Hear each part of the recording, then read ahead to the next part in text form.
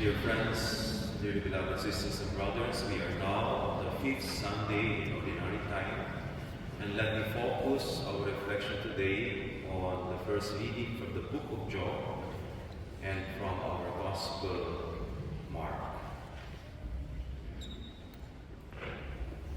Last Thursday, I was with some of our parishioners from Bispa, and one of them shared to me about her conversation with her elderly patient.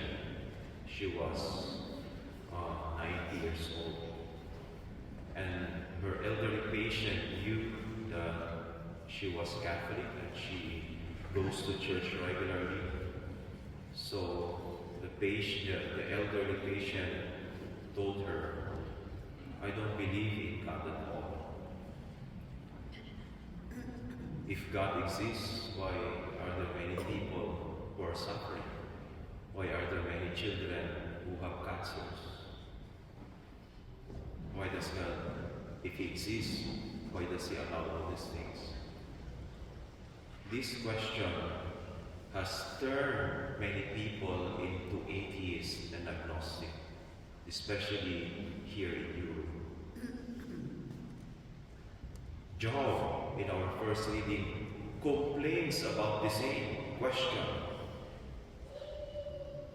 And this time, it's not just about fury or in the mind, his own experience. He complains about the suffering he is enduring. He says, "I have been assigned months of misery. I am filled with restlessness. Is not man's life on earth a drudgery?" Drudgery means hard, difficult, painful, heavy. And when you read the next chapters and verses, you will find this prayer of Job. He says, "I cry to you, and you do not answer me. You barely look at me."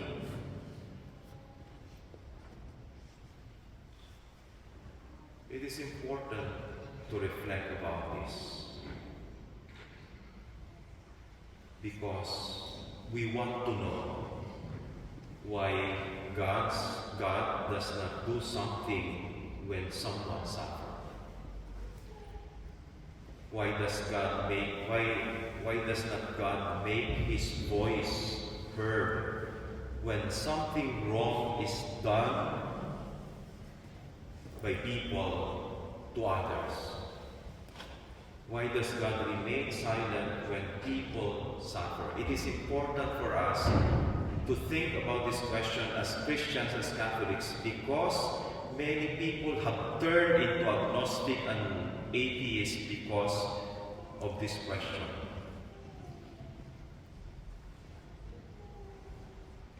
Some people before they believe in God, and then when they saw their loved ones suffer without any reason, then like Job, they complain, "I cry to you, and you do not answer me.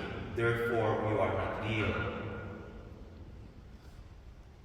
How do we know that our faith is a better position in response to the question of suffering than the position of an agnostic and atheist?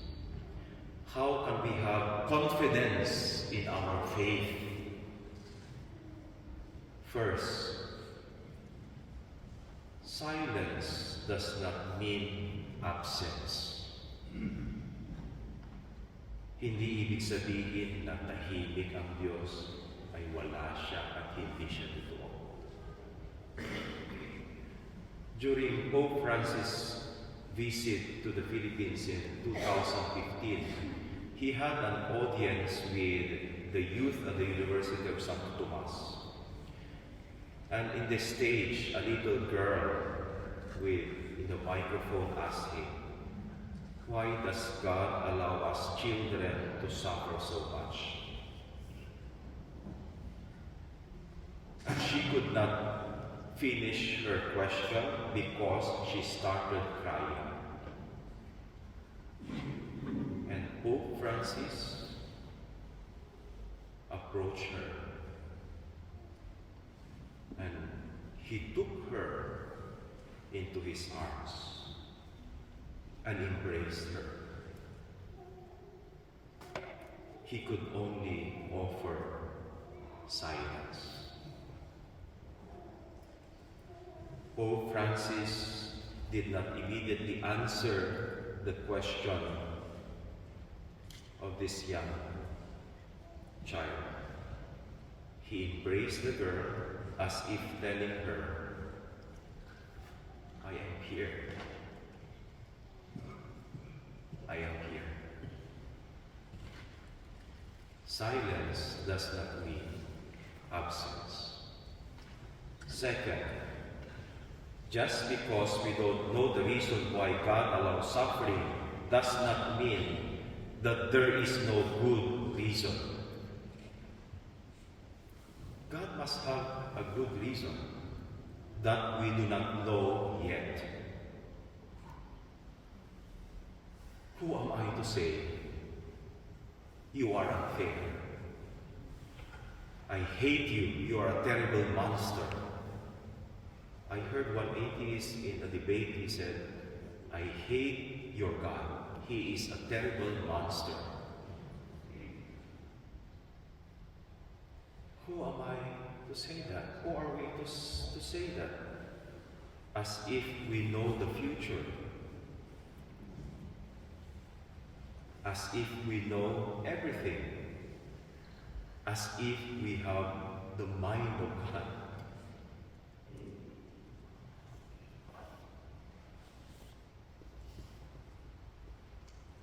When you bring a dog to a veterinarian because your dog is sick and he is suffering, and then the veterinarian does not remove the pain of the dog. Instead, what he does is he put more pain by injecting a medication which is painful. The dog knows only the pain.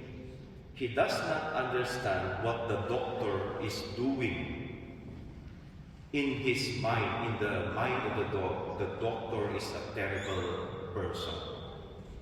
The doctor is making him suffer. He does not understand that the doctor is helping him, healing him. That after 1 month, after 1 year, all will be okay again. All will be fine again.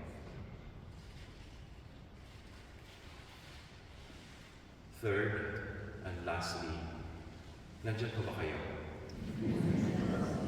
I know this is very deep. Please be patient.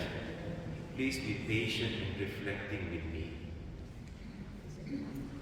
So that when a person asks you that question in the beginning, you know how to respond. Third, from Jesus in the gospel and in the cross, we have an idea that it is not true that God does not care.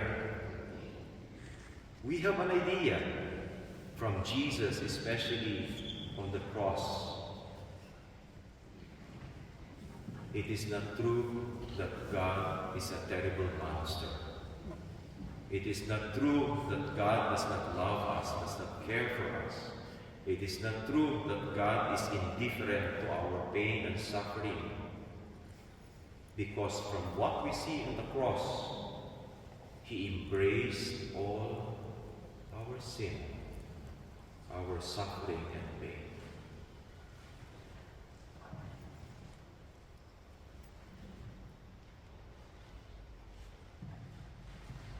I think the confusion lies in, as human beings with a limited perspective, what we actually want is, we want God to kill the bad people. We want God to eliminate evil. We want God to take revenge for us. We want God to remove the cancer. We want God to heal this child from cancer. We want God to remove all our problems. In our gospel reading today, Jesus saw people lining up to be healed, to be consoled, to be free from their burdens. When he saw their suffering, he did not focus on the question, why does God allow them to suffer? Instead, he went doing good to them as a proof that God loves them and that they are not alone in their pain and suffering. That man on the cross and in the gospel is a proof that silence does not mean absence. Just because we do not know the reason does not mean there is no good reason. And because God does not remove suffering and pain does not mean He does not love us. Let us think of that image of Pope Francis embracing that little girl who asked, why does God allow us children to suffer so much? He embraced her as if telling her, I am here, I am here.